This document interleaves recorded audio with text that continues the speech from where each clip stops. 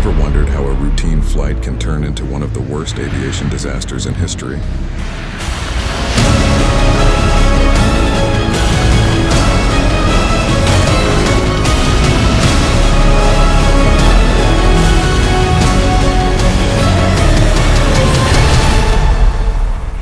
On August 16, 1987, a McDonnell Douglas DC-9 was preparing for takeoff, carrying 149 passengers and 6 crew members from the Detroit Metropolitan Wayne Airport in Michigan and destined for Phoenix, Arizona. At 20:46, the airplane traveled around 1,300 feet to the end of the runway and took off a short distance away from the runway. Immediately, onlookers noted that the liftoff seemed to be taking longer than usual and that the tail of the plane almost touched the ground. If this did not frighten the onlookers, then what happened next was sure to haunt them. Once the plane was airborne, the wings rolled to the left by 35 degrees and then to the right by another 35 degrees. Panic set upon the increasing number of onlookers, who could not do anything but stare helplessly. Perhaps they hoped the plane would regain stability and there was nothing seriously wrong. Their hopes were shattered when the left wing of the plane struck a light pole, then the roof of a car rental building, and then the ground. Hundreds, if not thousands of eyes were glued onto the aircraft while it slid across the ground, scattering pieces of itself along the path of carnage it left in its wake. What else could you call it other than carnage and destruction? Multiple cars that were thankfully empty were destroyed in the rental facility parking lot. 3 cars that had people inside them on an adjacent road were also destroyed by the impact forces and fires. Out of the 149 passengers that boarded the plane, only 1 would leave alive. Parents and 6-year-old brother all died in the crash. This aviation disaster also claimed the lives of 6 crew members, 2 motorcyclists on a nearby road, and 5 people on the ground were seriously injured. Within minutes, the once immaculate runway was littered with aircraft parts, rouge fires, and debris.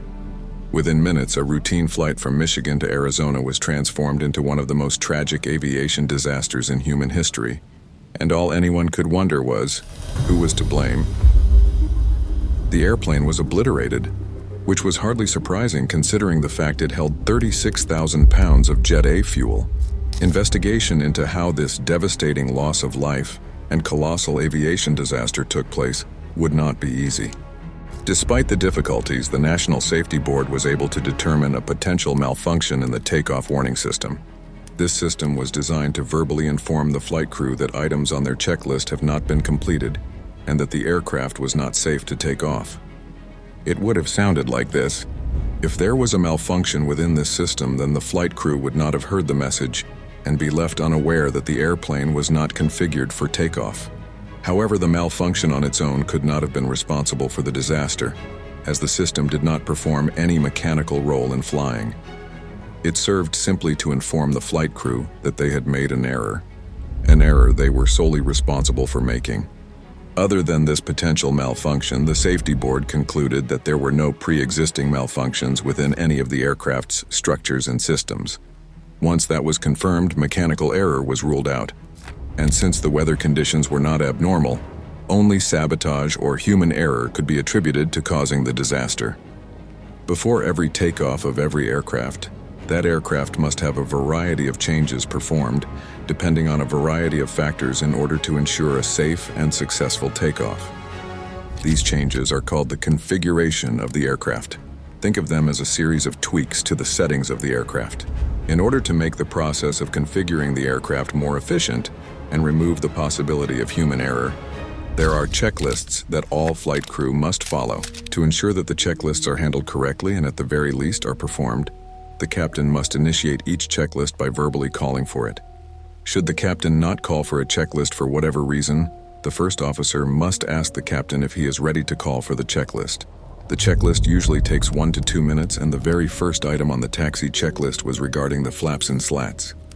Flaps and slats increase the surface area of the airplane and help generate lift when the airplane is at lower speeds. They are crucial during takeoff, landing, and maintaining smooth airflow. Lowering the flaps was the responsibility of the first officer, but he did not. Even today, we still don't know why.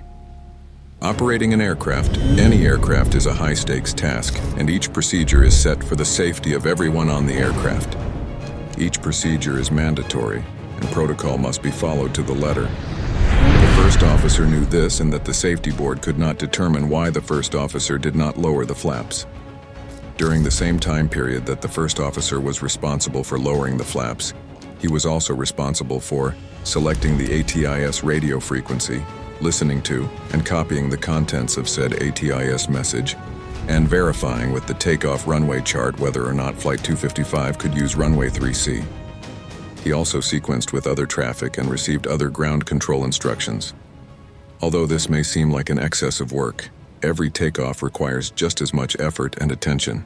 The safety board stated that there were no extraordinary circumstances presented to the crew. Nothing on Flight 255 was new to the flight crew, and they had dealt with everything in the past successfully.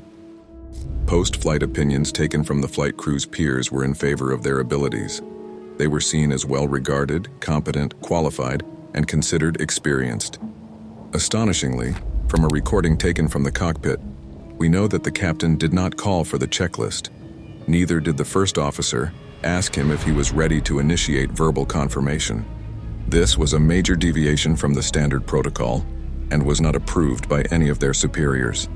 The safety board noted the lack of warning from the takeoff warning system from the same recording, and from that recording, we know the performance of the crew was below the standard of an aircraft's flight crew. Also inferred from the cockpit recording, behavior and language experts concluded that the flight crew had levels of comfort and acceptance toward their non-standard behavior that indicated they had been doing this for lengthy periods of time.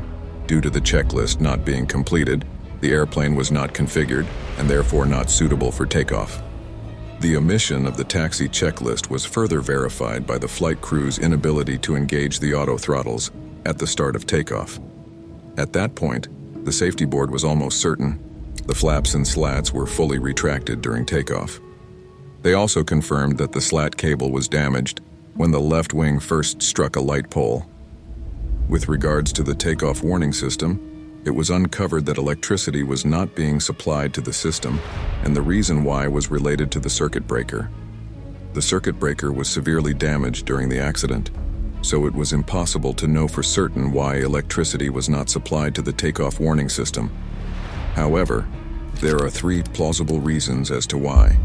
The circuit breaker tripped due to a transient overload, and the flight crew did not notice the open circuit breaker.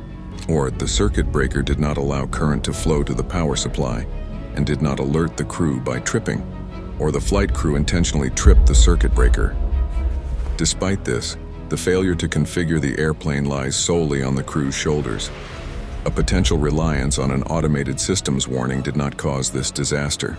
On top of this, there was a brief speculation regarding the captain's hearing aid and its contribution to the disaster. The investigation, however, uncovered that he most likely did not wear the hearing aid on this flight, as there were no remnants of the device found. On top of that, the hearing aid was fitted for the captain's left ear, where his radio receiver would have been, so it was concluded that hearing deficiency was not the cause. Toxicology reports also reported negative for drug and alcohol use for the flight crew.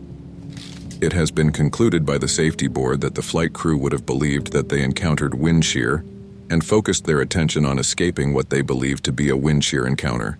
To make matters worse, the safety board calculations showed that the airplane could have cleared the light pole if roll oscillations had been eliminated. They could have been eliminated by lowering the nose of the aircraft and maintaining a pitch angle.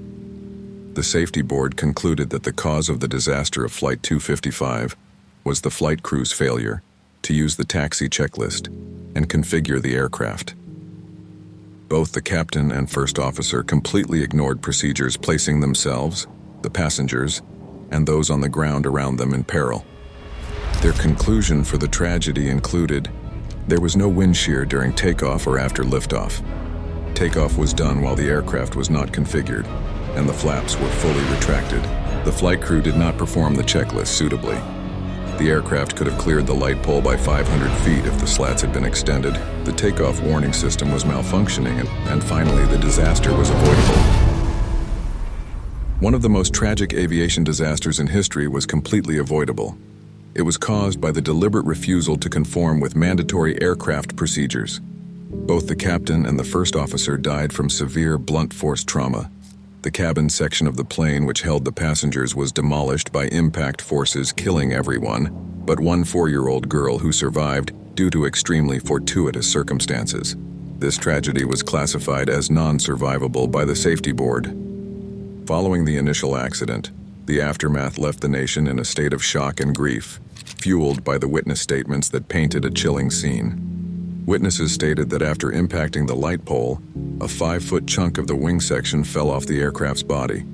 They stated in detail how horrified they felt when the airplane slid across the runway, then the road, then struck a railroad enforcement and was completely destroyed by the impact and fires. They stated that everything was routine until the devastating crash, and then the airport was rushed with authorities. Just 3 minutes later, fire department personnel arrived at the scene and mass panic was on set.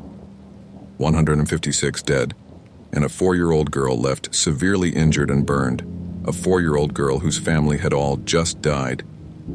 In 1994, a memorial was erected in memory of those who had passed on a road adjacent to the airport, and that is how the tragic disaster of Flight 255 scarred the world. If you enjoyed this video, make sure to subscribe and check out our channel for more crazy aviation disasters.